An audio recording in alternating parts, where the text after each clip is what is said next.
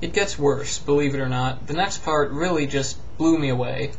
Angie Vogt says, and I quote, "If I were relying only on reason, I would make my daily decisions based on what gave me the greater immediate gratification. What is the purpose of doing the noble thing, the self-sacrificing thing, if it weren't for a greater good beyond myself?" End quote. She seems to think that this is a problem with reason itself. It is not. If she thinks that relying on reason would lead her to what can only be described as sociopathic, narcissistic behavior, then this is a problem with her. It is a problem with her reasoning, not all reasoning. I can say with reasonable certainty that there are no gods. Does that mean that there's no reason to rescue Jews from the Nazis? Of course not. That's unbelievable. We don't need religion to motivate us to save Jews from Nazis. We should still do it because it's the right thing to do, and I think that definitely qualifies as a greater good beyond oneself. Next, Miss Vogt manages to contradict herself within 2 sentences. She says, and I quote, "Atheists pretend that there is some objective, agreed-upon definition of good and bad. Who defines good and bad when there is no religious appeal to something greater than ourselves?" End quote. So, there is no objective definition of good and bad. Oh wait, yes there is, and it's defined by religion. This is just so incoherent. Religious believers pretend that there is some objective, agreed-upon definition of good and bad, and it is defined by their ancient religious texts. Do they really want to go down that road? Does that mean it's objectively wrong to eat shrimp? Is it objectively wrong for men to shave their beards? To wear blended fabrics?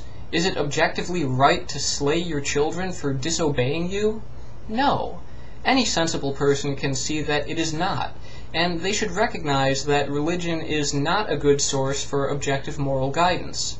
Miss Vogt says, and I quote, "I believe that even people with no professed faith have an instinctual need to recognize something greater that is beyond themselves. They may not want to call that something God or even supernatural, but atheists have never offered a satisfactory answer for this timeless human need." End quote. To this I would say, satisfactory to whom? Obviously not satisfactory to her or people like her, but plenty of atheists have managed to find answers and purposes for themselves that are more than satisfactory, without any recourse to the supernatural. To imply that atheism is somehow solipsistic or ignorant of anything beyond oneself is just inaccurate. I would invite Miss Vogt to look into philosophies such as secular humanism, which affirms the inherent worth and dignity of all humanity, recognizes the importance of this life, encourages our ongoing search for truth by using reason and empirical evidence, and invites us to make this world a better place for ourselves and our children. All of this recognizes something greater beyond oneself, without any need for a god. And though we have no gods, we do have each other. And that is more than just satisfactory. It's more glorious and inspirational than any dogmatic religion could ever hope to be. Miss Vogt's editorial goes a bit downhill from here. She thinks this atheist display is pitiable. Well, what's really pitiable is when people will only do the right thing because their religion tells them to, especially because this leaves them and the rest of us completely vulnerable to whatever happens when their religion tells them to do something awful.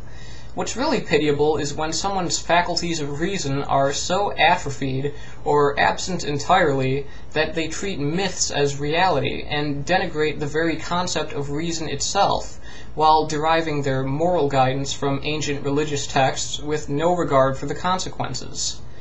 Miss Vogt then cites a book on the psychology of atheism, written by Paul Vitz, a Catholic psychiatrist. I'm sure there's absolutely no conflict of interest there, kind of like letting Shell and ExxonMobil do the research on global warming. Vitz wrote another book declaring that psychology itself is a secular cult, so I have to wonder why he would even bother exploring the psychology of anything. Miss Vogt then asserts that atheism has only existed on our Earth for the past century and a half. What? No. How does she come up with this stuff? It's not as though people are born with some concept of God pre-implanted into their brains. They're taught this concept by their parents and their society. Atheism, the lack of a belief in any gods, is the natural state of things. It's how we all start out. Atheism has existed for as long as our universe has existed, because our universe has no gods. It was not something that had to be invented at any point. It only had to be clarified and defined once people began to believe in gods, because then we needed a word for people who did not. Gods as a concept were invented. The absence of a belief in gods preceded this. By the way, the Indian philosophy of Carvaka recognizes no gods and holds that there is only our physical world, and our perception of the natural world is the best way to find the truth. They did not believe in an afterlife and did not believe there was any soul separate from the body. They believed that human life was composed entirely of natural elements, though at the time they thought the only elements were earth, water, wind, and fire. They also rejected the caste system and held that all people are equal. Oh, and the philosophy of Carvaka originated before the birth of Jesus Christ. Cool, huh?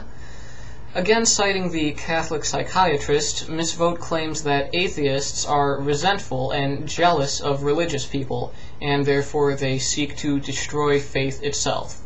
Well, no. Resentful and jealous? How does that work? I hate you so much, I'd give anything to be just like you. Oh, except I'm also going to destroy the very thing that makes you different from me. Yeah, right. I see no reason to be jealous of anyone who evidently believes morality is dictated by an invisible supernatural entity, and if that entity does not exist, then there is no morality. Not only is this wrong, it's dangerous, as has been demonstrated repeatedly. If Miss Vogt thinks this atheist display is somehow intended to destroy faith itself, she's obviously more optimistic than we are. If anything will destroy faith, it's reason. Reason is corrosive and inherently antagonistic to faith, because reason requires rational reasons for your beliefs. Faith, on the other hand, means saying, I believe it because I just do. I don't need any reasons. I believe it because I feel like it's right.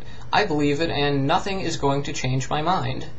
Obviously, faith and reason are not compatible, and I assume this is why Miss Vogt is so intent on avoiding any application of reason or recognition of its utility. That's okay. Reason stands on its own merits and has proven its value. It doesn't need her approval. She concludes by saying that Christians should pray for atheists.